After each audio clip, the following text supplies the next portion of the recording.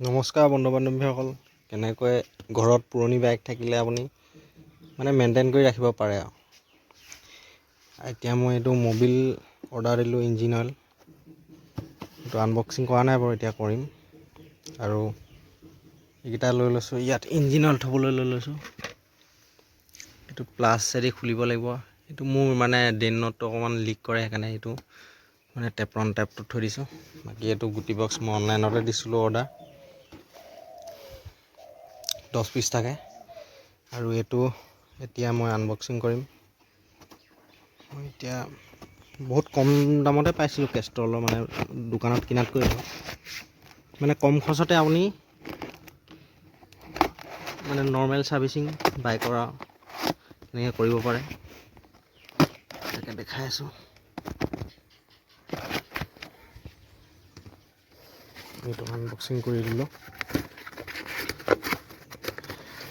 ঠিকে আহিছে নে বস্তুটো চাওঁ এতিয়া। ঠিকে আহিছে। এইটো কেষ্টল 900 ml, প্ৰপাৰ 900 ml আছে। বাকী হেৰিয়ত আপোনাৰ ডুপ্লিকেট থাকে, আপুনি হেৰিৰ পৰা কিনিবলৈ গ'লে, বাহিৰৰ পৰা কিনিবলৈ গ'লে। কিন্তু ইয়াতে এইটো অৰিজিনেল, সম্পূৰ্ণ লিখা থাকিলে এইটো অৰিজিনেল। আৰু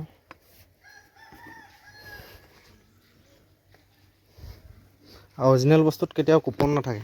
কেনেকৈ নেক্সট প্ৰচেছত দেখাই আছোঁ। এনেদৰে মবিলখিনি উলিয়াই ল'লোঁ। মোৰ মবিল যথেষ্ট কম ওলাইছে। ড্ৰেইন নটটো এইটো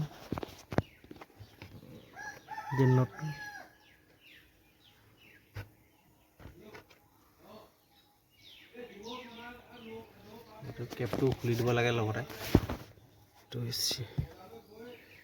তেতিয়া ভৰাম। এইটো মোৰ এনেই দাম ইয়াৰ লিখা আছে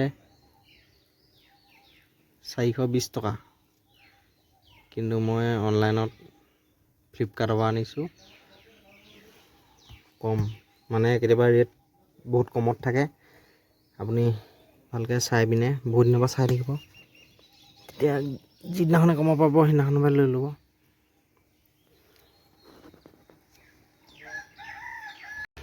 এতিয়া কেষ্টল অৰিজিনেল ভৰাই দিওঁ। অৰিজিনেল কেষ্টলৰ কালাৰ এইটো। ফাইনেলি কমপ্লিট হৈ গ'ল ইঞ্জিন অইল ভৰাই। পুৰণা বাইকত আপোনাৰ ইঞ্জিন অইল সদায় 3 মাহ বা 6 মাহৰ ভিতৰত চেঞ্জ কৰি থাকিলে যিমান পুৰণা ইঞ্জিন হ'লেও একো নাই। আমাৰ এইটো চিল ইঞ্জিন হয়, একো বেয়া নহয়। আৰু মই গ্ৰেড লৈছোঁ 20W40, কিন্তু ইয়াতকৈ এটা বেলেগ মবিল থাকে আপোনাৰ 10W30। 10W30 BS6হে, কিন্তু বহুত গেৰেজত কয় কি 10W30 ভৰাই দিয়ে। এইটো কেতিয়াও ভৰাব নালাগে, 20W40 ভৰাব লাগে পুৰণা বাইকত, নহ'লে মবিলটো পাতলা হয়। যিটো ইঞ্জিনত যিটো আৰু।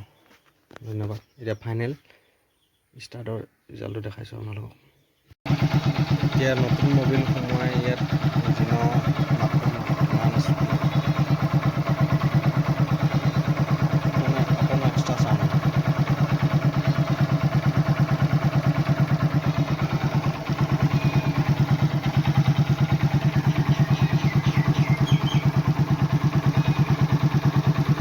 একদম স্মুথ, চাইলেণ্ট, টেপি থোৱা আৱাজ নাই।